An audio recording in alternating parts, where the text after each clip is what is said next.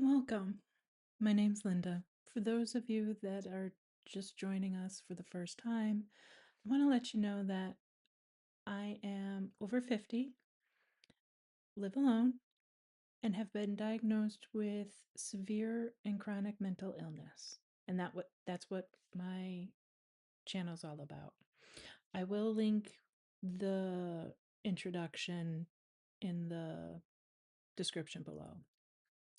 But today I'm going to talk about the long and winding road to my diagnoses.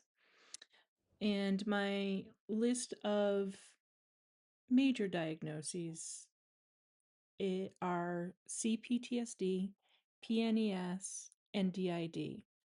Essentially, PTSD is the umbrella, and PNES and DID are the symptoms. It's kind of like having symptoms inside of symptoms, or like the way I like to think about it is it's a nesting doll of symptoms. I'm going to start with the definitions so everyone's kind of on the same playing field, and then kind of move into the journey on how I got to those diagnoses. So for CPTSD, it can develop if you experience chronic or long-term trauma. It's different from PTSD in that the length of the trauma. PTSD centers on individual events, where CPTSD centers on long term exposure to situations of repeated trauma, neglect, or abuse.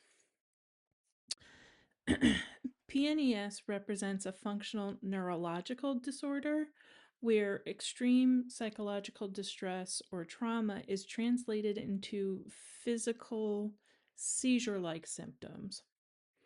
And DID is dissociative identity disorder. It's a complex mental health condition defined by the presence of two or more distinct personalities or personality states or alters that alternately control a person's behavior. Like in my case, I have 9 distinct or known. There's a couple that might be still like ready to come out. But I have 9 distinct known alters.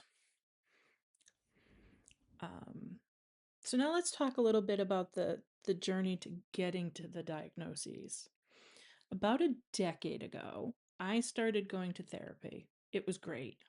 Um, the therapist, she was wonderful. She listened and didn't judge, which was kind of refreshing for me. She really opened up the door in terms of safety where I could start exploring my past. And she's the one that started the diagnosis for CPTSD. It took a while before I started to really open up to her about the past, and in about a year, we both realized that I was going to need someone that had more of a trauma specialty. She had a friend that she thought would be a good fit. So I started with a new therapist. My new therapist specialized in EMDR, which is eye movement desensitization. And I don't remember what the R is for, but it's eye movement stuff. And childhood sexual trauma. She's amazing. Again, it took me a while to really open up because I grew up with the refrain of stranger danger. But also, I learned that people aren't always trustworthy, so it takes me a while to kind of warm up to the idea of being vulnerable and open. And after about 2 years, we really started to get into some of the darker things that had happened. And as we ramped up opening up the boxes that I put in what I call the vault, um, one of the symptoms, and I'm going to put symptoms in air quotes at the moment, kept escalating. That symptom is that I would randomly fall. And to be fair, this was absolutely not new. For as long as I can remember, I have been falling. So much so that my family would just shrug and say, "There's a reason mom and dad did not name you Grace." It was getting bad enough that my primary care doctor noticed. I would see her every 2 weeks because she specialized in musculoskeletal issues, of which I have many. And she was starting to get worried that something was wrong. Granted, not a bad idea because I'd come in with um, like the inside of my forearms pretty scraped up and my hands pretty scraped up fairly regularly at this point. I was falling inside, outside, day, night.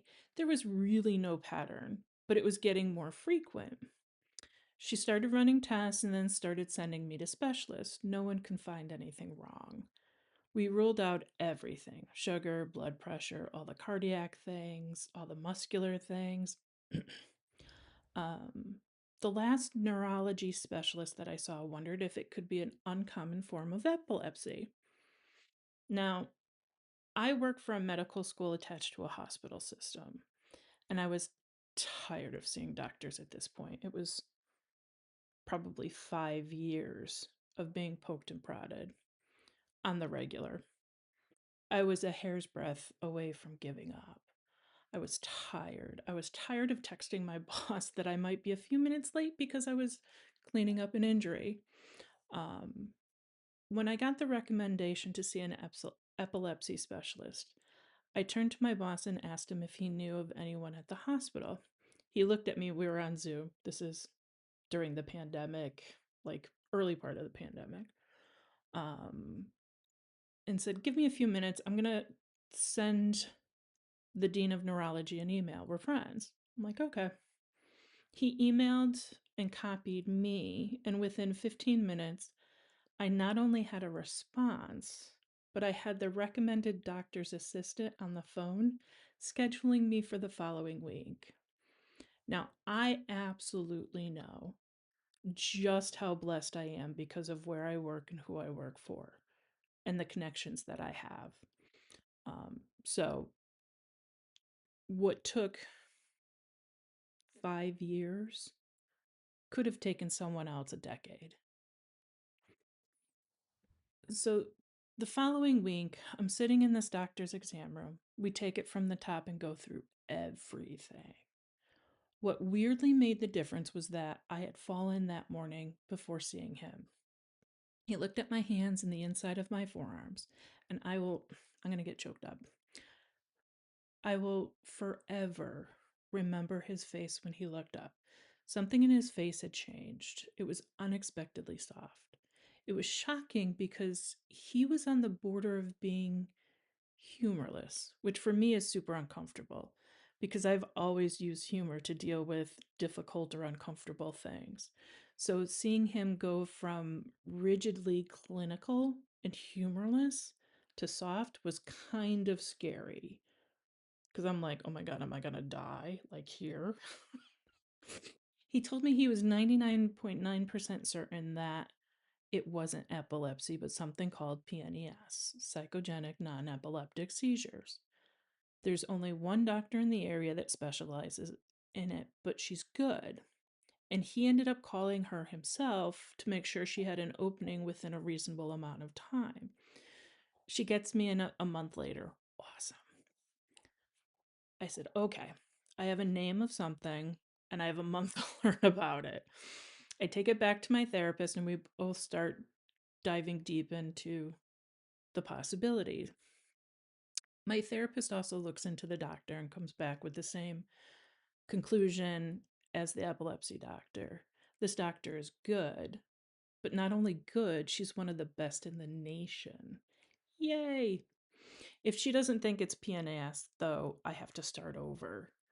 So my fingers are crossed. I'm hopeful, but in the back of my head, I'm kind of worried. So, January 2024, I go to this doctor. I'm hopeful. The doctor comes in with her assistant who's taking all the notes. They spend an hour and a half talking with me, and I walk out on top of the world because I have a diagnosis. Finally, I have something to hold on to and really a path to start healing. Because without that label, you don't know what's going to work or what are possibilities of things to work because you want to get better. I thought I was done with the diagnoses. I had a path forward. My therapist and I theoretically knew how to navigate the situation and how to mediate the falls because they're triggered by emotion and like distress. But I wasn't connecting all of the dots, or maybe I didn't want to. But PNS is where you get like a part of you gets triggered or overwhelmed and shuts your brain off and you crumple because if your brain's not online, then all of your systems fail all at once. um, but the weird thing is for me, my brain and mind would feel so much better after this, what I would call a reset. Um, Even though my physical body did not quite agree. And I want to emphasize the word part because it brings me to the last big diagnosis, DID, dissociative identity disorder. In April, just a few short months after the PNES diagnosis, my therapist did something unusual. In one of our sessions, she actually took the lead, and I would use the word help, but really kind of, I don't want to use the word forced, but strongly suggested connecting the dots. Everyone has parts according to internal family systems theory, where there are parts like managers, firefighters, and exiles. In regular people, these parts are integrated into your psyche. But for those of us with DID, our parts are siloed. Siloed so much that we can have a very large gap in time and in memory. Like for me, I have very few memories of anything before the age of 25 ish. I have memories, but they're sporadic. And that's because different parts can jump into the driver's seat and steer the car so that you don't have to handle whatever the situation is. It's a survival mechanism. The worst part of this diagnosis is realizing its precursor was multiple personality syndrome. And I'm a child of the 70s and 80s. I don't remember watching the movie Sybil, but I sure as hell remember the storyline. For the next probably 6 months, my therapist had to remind me that Sybil was not a documentary or an educational video. She might have to still do that on occasion, but it's a lot better than it was before. It's a process and it takes a village. The second the second worst thing about this diagnosis is that it came a week before I left to move across the country. So I spent the better part of 5 days driving by myself to the East Coast with my thoughts and my dog Jake. I was the hottest mess when I parked in that van. I parked that van in my dad's driveway. Um, I think the DID diagnosis was the more difficult piece out of the two. Um, but together, they made so much of my life make so much more sense. And I am absolutely grateful that I finally have these diagnoses. Um, it's taken a while. It's taken a while to be grateful. Um, and it's taken a while to really learn how to live my day to day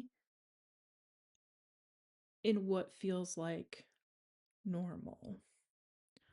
Um, but yeah, nearly 10 years. But we're there. We're there. Uh, And really, that's just a basic diagnoses and or basic like overview of the diagnoses and the journey to them.